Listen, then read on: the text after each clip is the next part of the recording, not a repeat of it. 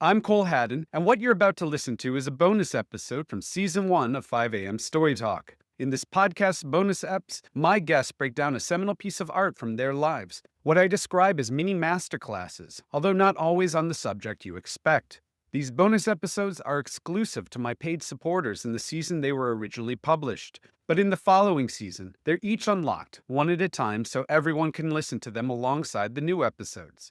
Your paid subscriptions get you early access to these bonus eps, months and months early, but they also help keep the lights on here. In fact, Season 2 of this podcast enjoys several production upgrades because so many of you believe in this multimedia arts and culture conversation. I hope you consider becoming a paid supporter yourself, which you can learn more about in the show notes.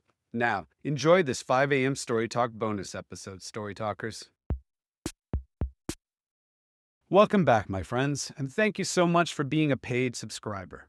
Your support helps keep the lights on at 5am Story Talk, not to mention fund my addiction to the arts. Today's bonus episode wouldn't be possible without you. I'm here with actress, filmmaker, author, poet, and activist Amber Tamblyn to discuss a seminal piece of art from her life, or rather, a key scene from it.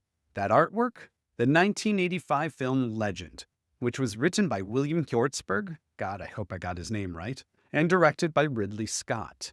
You can find links to the trailer for the film and the scene Amber and I are going to discuss in this episode's show notes, just in case you're like me and haven't seen it in 35 years or so, or maybe never. But wow, what a blast from the fucking past revisiting it was. Now, let's get into it. Welcome back, Amber. I've enjoyed the conversation so far. It's been incredibly profound. Thank you so much. And so when I invited you to join me for this conversation, I asked you to pick a seminal piece of art from your life for us to interrogate together. And you picked Legend from 1985, directed by Ridley Scott and starring Tom Cruise and Mia Sara. You were a bit more specific than that, but I'm going to let you explain that part. But before you do, can you tell listeners what the film is about in case they haven't seen it and maybe what it meant in your life at the time? God, who can explain what Legend is about? Legend is sort of it lives in that amazing world of fantastical, mythical films like Labyrinth and The Dark Crystal, and there were so many of them, sort of the Jim Henson films of that time, the sort of weird fairy creature, mythological creatures. And it lived in that world of sort of like a dark, almost unconscious, subconscious story about a girl who gets lost in this world of darkness and about a young man who has to sort of save her. That's like the very, very vague terms of the movie. There's so many ins and outs of it, and it's, I think, one of Tom Cruise's first films, if not his first movie ever. And he's amazing in it. And in the very beginning of the film, he sees this young woman who he's sort of smitten by, who gets taken off by these dark forces, these sort of trolls. And he goes after her to sort of save her and help her get out of the dark world with which she has been smitten with. And so much of what the movie for me is about is the dark and the light of what we feel and what we want and what we're curious about.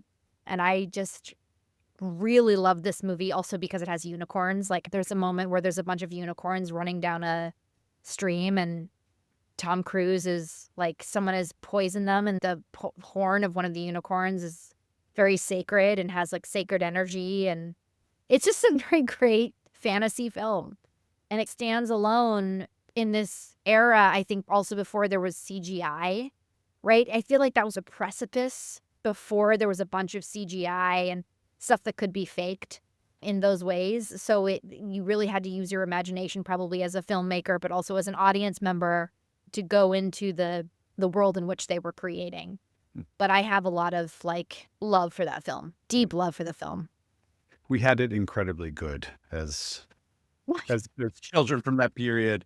I was discussing this with my wife, that there really was a stretch of about 10 years where there were all these amazing fantasy films, whether it was a hard R like Conan the Barbarian or Conan the Barbarian was my favorite film, and that entire thing, Red Sonja. yes. I have a picture of me dressed up as Red Sonja for Halloween multiple years. I was Red Sonja. We had all of that. The Last Unicorn, apparently you enjoyed Unicorns, so you might remember that. And then around 92, Last unicorn. I yes. mean, I know all of And then it. it just stopped. We stopped until Lord of the Rings came out. The whole world forgot fantasy existed, at least Hollywood did, for a decade.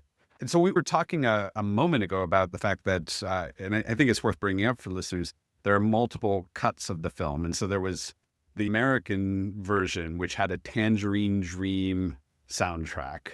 Yes, And that's then right. two other cuts. So you grew up with the Tangerine Dream version, correct? I did, yes. Yes. Yes. I've started calling them Ridley Scott specials, how they just kept recutting him in the 80s and everybody had different experiences.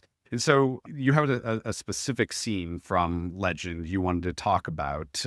Can you tell me about what that is? Yeah. Okay, this is a scene that's in the movie. It's kind of a moment where Lily, the main character, it took me a second to remember her name, but Lily, who's the main character who's gone into this dark world, gets pulled into this sort of very dark fortress that's like a giant castle. And I have such a memory of it as a kid, in which she goes into this big, like, dark, glistening hall with a fireplace that's the size of a building. And there's cups overflowing of like fruits and liquors and pigs on a spit. There's just, it has this sort of like luminescent, vibrant quality that would belong to the living room of the devil. It's just like such a dark, ominous, but like sensual, complicated room.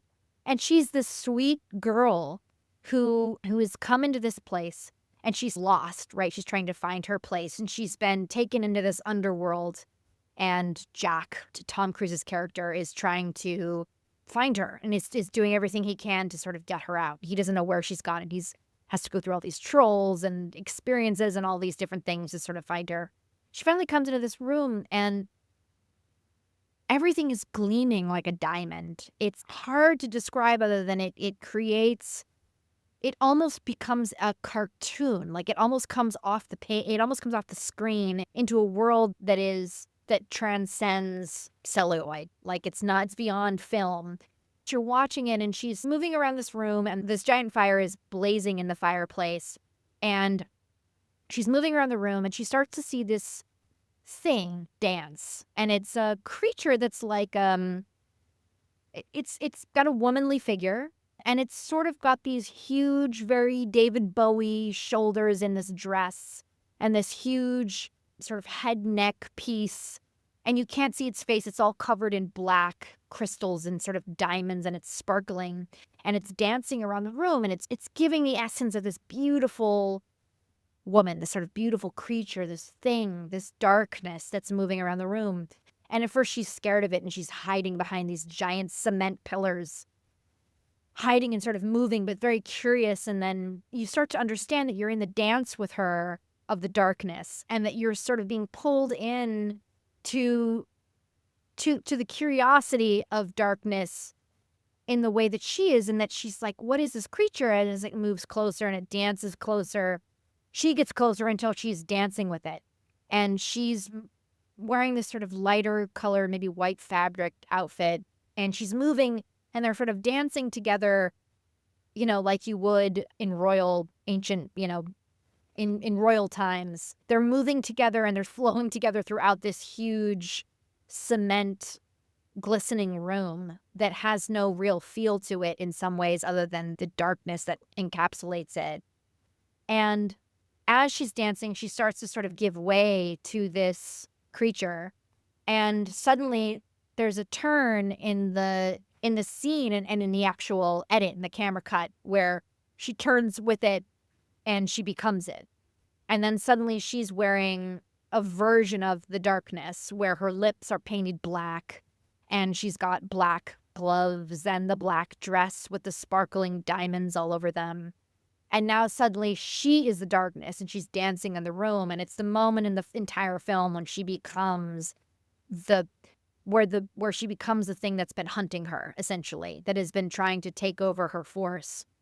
It's a really profound metaphorical moment in the movie. And then the most iconic scene, which is what most people know of the movie Legend, which is where like a giant bull hove comes out of a glass mirror, and she like falls backwards and she's on the ground freaking out, and this creature comes out of the glass that is the most scary thing I can remember, next to sneaking out of my bedroom as a kid and looking around the corner of my bedroom to the TV screen when my parents were watching Twin Peaks and seeing Killer Bob behind the bed.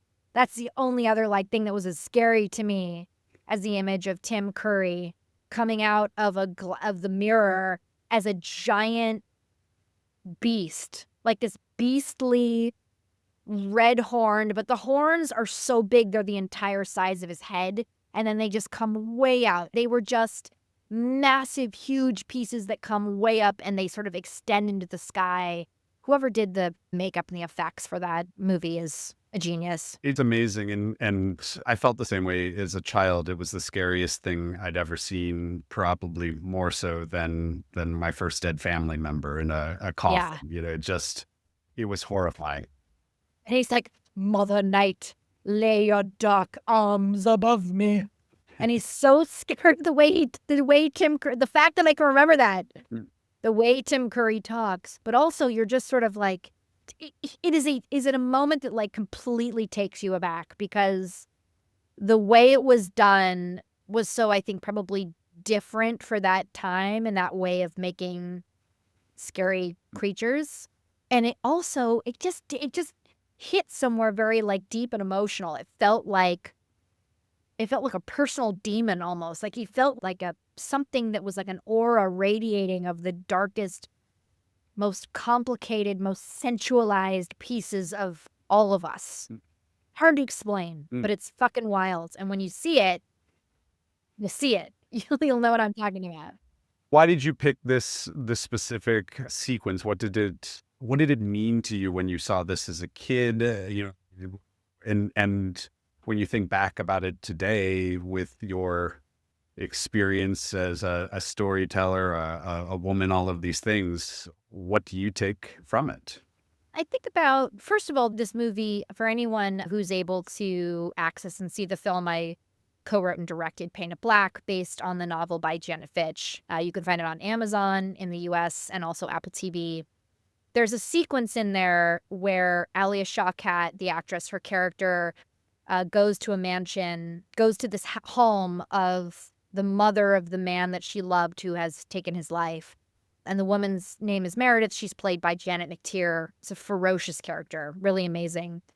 And when you see that, it is a 100% ode to this exact scene in Legend.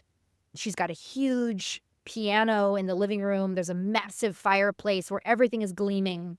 There's taxidermied animals in the corner and their eyes are glowing in the dark. And I think just something for me in everything that we've talked about in this conversation about the transmuting of darkness to light and how you can become one with, the most complex, hard parts of who you are. I feel like my entire existence in life has been the moment in which the girl becomes the darkness and has to dance with it. And so for me, it always felt, I think it took me years to sort of recognize that, but that felt like it was mirroring some of my own experience and existence. Not necessarily that it's a thing you want to become, but then also maybe it is because it's glamorous and it's beautiful and it's complicated and it's misunderstood and it's also very understood and it's poisonous, but also you want to eat your own poison. You want to be a part of the poisonous parts of your own life. It's complicated. And so I think sometimes when I think about that scene, I think about myself as a girl who's sort of always been dancing with the darkness of herself. That's fascinating. As you've alluded to, the film is a bit of a mess. In some ways, it is a hell of a vibe. in a lot of ways. And I think Absolutely. that's why it works, right? 100%.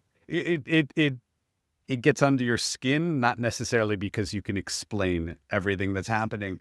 But what I loved about the scene, and I hadn't seen it in 25, 30 years, and I just rewatched it, is how Scott and the screenwriter start off with the unicorns, and Jack says, "Don't touch the unicorns." And when she touches the unicorns, she poisons them in some way. Oh, I forgot about that. You're right. And that somehow her contact, Jack, essentially gaslights her into thinking, whether this is played out, all of this happened because of you. The winter descends because of you. And I was working on notes for this. I realized, oh, her name's Lily, which is also Lilith. The first Yes. wife of Adam, the first Yes, she-demon to sort of Very biblical. not belong in paradise. And another one of the trolls says she has no power because she's a woman. And then you get to this dance where all of these other people have told her what she's supposed to be. And for me, it was the first scene in the film where she existed on her own with her own agency and gets to make a choice without, without the fantasy, all of that myth pointed at her. I don't know if I explained that very well, but it felt like a lot more was trying to be said, that they didn't necessarily get to the finish line with it, but there was something going on. I think you're very right. I think for young 8-year-old Amber, which is so interesting because I just showed my daughter The Neverending Story. So I'm revisiting some of these films. She hasn't seen Legend yet. She's seen Labyrinth. But that is also like very much a movie about sort of her telling the David Bowie character in there, like, you have no power over me. This was like an era of filmmaking where it was very much taking, I think, traditional tropes about the sort of princess and the evil and the damsel in distress and sort of reclaiming some version of power that didn't necessarily translate in the film itself, but maybe translated to the audiences. I know I'm not the only one who was sort of affected by that movie, but I totally forgot about the part about the unicorns. I remember that there was a real thing about something she had done to sort of affect the innocents, right? That she was responsible, very much similar to Eve eating the apple, right? Like, it's your fault. You're the reason that this bad thing is happening, and now you must pay the consequences for it. So yeah, I mean, it's interesting because I think that entire scene really, for me, has always just felt like a metaphor for dancing with your own darkness as a woman, and sort of like the discovery of that, and the fear and the standoffishness of it, and the uncertainty of it, and what it is, and it's beautiful, and it gleams, and you want to touch it, and it moves in the right way, and then also it's so dangerous, and then what happens when you become it. Yeah, it's a fantastic scene. We talked about the multiple cuts. I haven't seen it, but I was reading about the UK cuts, and it ends with Lily going back to Jack, or waking up. She wakes up sort of, I guess, very Snow White-ish, and he tells her this was all a dream. None of it, that's all in your head, but I'm going to love you forever. And she says some version of, oh, that's really lovely. That's nice. I'll maybe see you around. I'll be back. And then just goes home and becomes a princess and becomes a leader, essentially. So he again tries to lie to her in the end about the whole thing, and she just sees it and goes home. And I think that was why it was cut out of the US version. That was the bridge too far. That was the bridge too far. And listen, if it's not all a metaphor for real life, I don't know what is. Just the guy being like, this was your fault, but I'm gonna fix it. I got you. And she's like, okay, cool. I'm gonna head out, but good for you. And this was fun. You fucking took the horn off my unicorn, and you put me with that guy who's got weird red horns and big hooves and ugly teeth. But I'm done with this. So let's wrap up let's roll credits. I miss the 80s. I miss the 80s too. It has been so much fun. Thank you so much for doing this and making me rewatch this film. I don't know if I would have done it anytime soon, maybe when my kids were a little bit older, but they got a kick out of it, and we're very confused by the giant devil because we are a non-religious family. Watching something with children who have no concept of Satan and trying to explain what this imagery means, I did not have that on my bingo card to teach my children about in 2025. What is Satan? Thank you, legend. Thank you, Amber. Thank you, Tom Cruise. Well, for anything for this film, thank you. Well, thank you for joining me, all right? I've enjoyed this. Thanks so much, Cole. Truly a joy. As for you listening, thank you again for your support of 5 a.m. Story Talk. If you have any questions about this bonus episode, jump into the comments with them, and I'll do my best to answer them. I'll see you next time.